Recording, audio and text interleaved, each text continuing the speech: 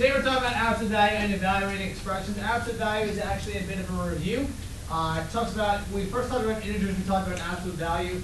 So before we get too far into absolute value, we got to review integers. What an integer is any number from the set -4, -3, negative. All the negatives, 0, and all the positives. The integers does not include the decimals. There are three types of integers. The three types of integers are the negatives, 0, and the positives. Those are three types of integers. Again, integers are not the decimals. Let's quickly go through these. And let's write an integer for each situation you guys can just call out. The temperature was 3 degrees below 0. -3. -3. Test scores are up 10 points. +10. All right, positive 10. No, that's 10. So just write the number 10. Rainfall this month is 6 inches below normal. -6. Correct. Wally gained 40 pounds. 40. Phil lost 40 pounds. -40. Now we're going to pay attention to 8 and 9. We're going to use 8 and 9 for this next part. Ignoring if it went up or down, I just want to know what was the change. What was Wally's weight change? What was Wally's weight change? What was Wally's weight change? 40 pounds. His weight change was 40. What was Phil's weight change? Again, ignoring if it went up or down. Just want to know what is the change. What is the change? 40. Sometimes we're not interested in whether or not it went up or it went down. When we're not interested in whether it went up or down, we just want to know how much different it is. That's called the absolute value. The absolute value of a number gives its value ignoring its sign, but really there's a better definition of absolute value, and that is absolute value is distance from 0. Absolute value is distance from 0. We'll know absolute value because it'll have these two vertical bars next to it. Those are the symbols for absolute value. These are grouping symbols. These absolute value bars belong in the G when we do GEMDAS or PEMDAS. When we do GEMDAS or PEMDAS, absolute value bars belong in the grouping symbol. So we do them first. We treat them like treat absolute value bars like parentheses, so they occur first when we do order of operations with them. If asked to find the absolute value of something, it's quite simple. What is the absolute value of -37? 37. Because -37 is 37 steps away from 0. If I asked you what the absolute value of positive 37 was, what is the absolute value of positive 37? 37. Also 37. Distance is always positive, therefore the absolute value is always positive. What's the absolute value of 4? 4. What is the absolute value of -91? 91. If we saw a fraction, something like this, 6/5 would be just 6/5, which of course we can make 1 and 1/5, which is 1.2. Now number 6 is the exact same thing, so I accept 6/5 or 1 and 1/5 or 1.2. Again, it's just making the values positive. True or false? True or false? True or false? True or false? True. True. If you wanted to play it out, what is the absolute value of -2?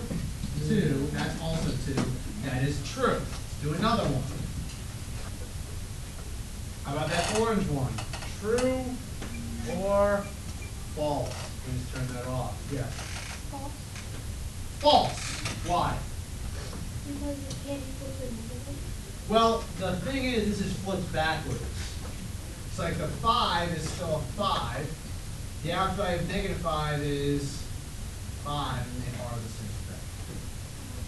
What you're thinking of is one that looks like this. True or false?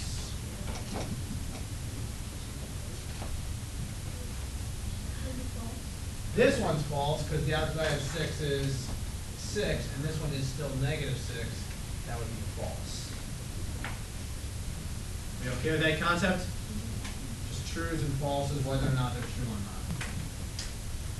When you see absolute value bars, as I mentioned, you treat them like parentheses. In other words, you do the work inside the parentheses first. If you had a question like this and asked you the absolute value of 100 plus the absolute value of -13, you first do, well, we do the work inside. Is there any work to do inside? No. Is there any work to do inside here? Yes.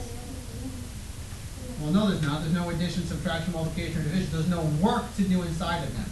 But with both of these, the difference between if you saw this 100 plus negative 13. With this one, these parentheses are just holding the numbers.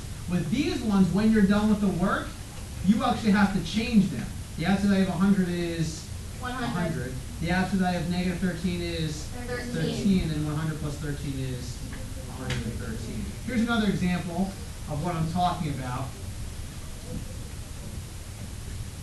You probably can figure out the answer in your head right now, but don't call out.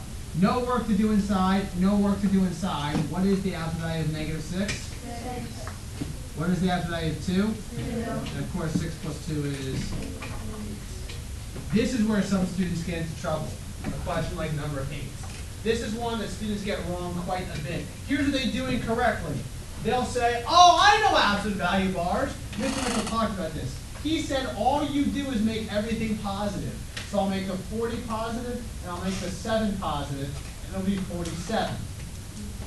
And that is not correct. How we're actually supposed to do this problem is you do the work inside first. What is 40 minus 7? 33. And now, what is the absolute value of 33? 33. Just because you see absolute value bars doesn't mean you just make everything positive. First, you have to do the work, and then make it into a positive number. We're looking at a question like number 14, which asks us to compare these two numbers. We first follow order of operations. Well, negative 5 is just negative 5.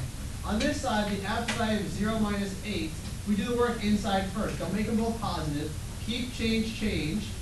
Well, this is actually the additive identity. Add 0, stay the same, additive identity. The absolute value of negative 8 is 8. So it's 5 compared to 8, which is an is less than symbol. All right, switching gears, we're still going to talk about absolute value, and we'll apply it to order of operations. So order of operations we covered last class.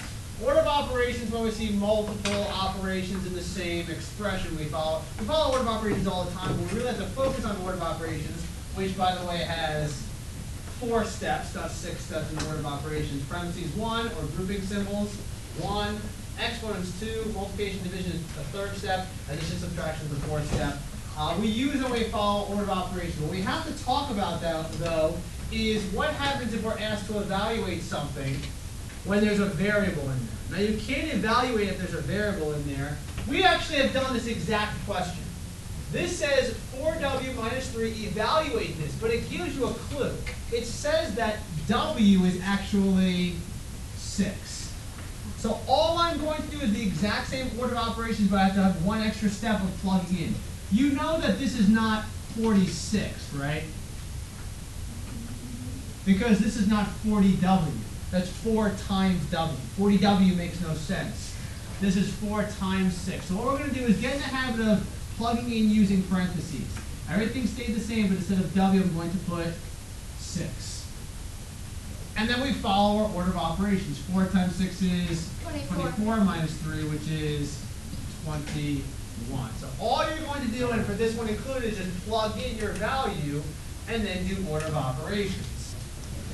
So for a question like this, it has to tell you what the variable is. If it doesn't tell you what the variable is, you may be solving an equation. But if it's an expression, they got to tell you what it is. So together right now, let's do this one together. Please copy this down. Just copy down 8 minus 5m.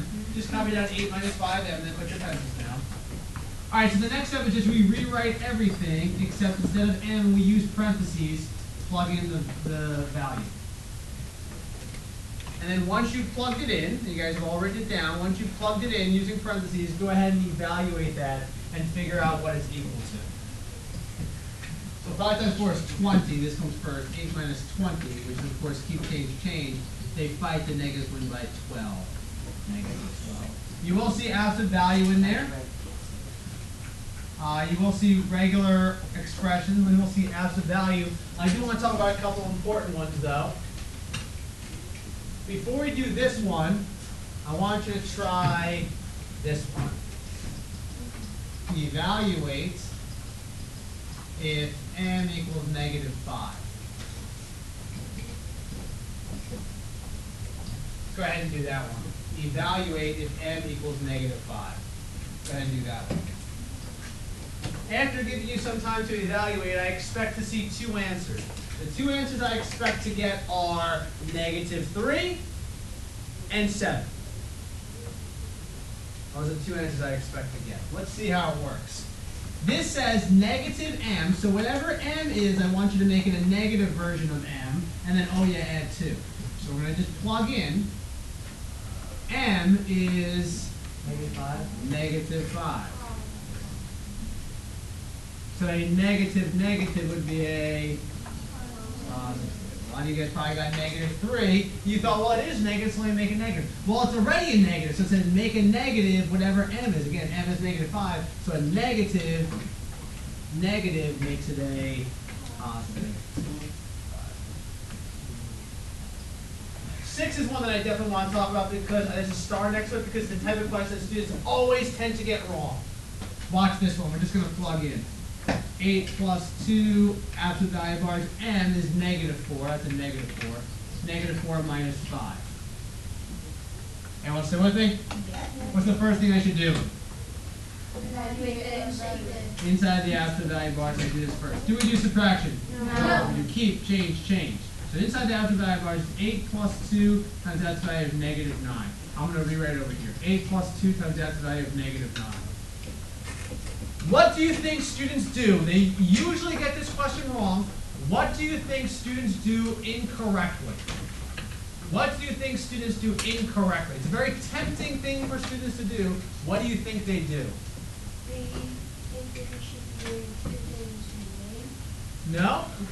So hold on to 2 times 9. That's like in a couple steps. That's not how they mess up. They do something else. Yeah, a lot of students say, oh, 8 plus 2, it's so tempting, it's so easy, let me make that 10. Let me make this 10 times that's value of -9. No! Addition doesn't come next. As a matter of fact, addition is the last step. We should not be adding right now. There's multiplication, but more importantly, there's an absolute value we should be doing. So if you made that 10, you were not supposed to. The first thing we should do is the absolute value. What is the absolute value of -9? 9. But still students do 2 times 9, and then they go, oh, I really want to add these. Well, you shouldn't, because multiplication comes before addition. 8 plus 2 times 9 is 18, which is 26. Don't fall into the trap of adding before you get to that. Step. Do you think a question like number 7 is something you might see where there are no numbers at all to start? Yes. Yeah, not really a big deal. What is m? -4? We already done this. Negative m is -4 plus what's g? 5. And what's k? 3. Notice that I used all parentheses to help me out. A negative is a positive plus 5 times 3. 5 times 3 is 15, which is 19 as my total. And the last question we'll take a look at. Oh my god. Oh my God.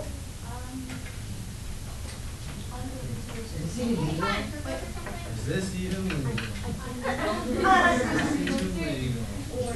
Yeah, want to help me out? Yeah. Should I plug in? You don't really have to. Don't really even have to. Because Okay. anything times 0 is 0. Oh, anything to the power of 0 is 1. 0. Anything to the power of 0 is 1. So if we did plug in, it's 577 to the power of 0 plus 623 to the power of 0 plus 999 to the power of 0 minus 3 all over 4. Of course, anything to the power of 0 is 1 plus 1 plus 1 minus 3 all over 4, which is 2. 3 minus 3, 0 over 4. Where's 0? Of course, these are at the bat were all 1. Anything to the power of 0 is 1. But in either event, it's not as hard as you think. Just do one step at a time and plug in.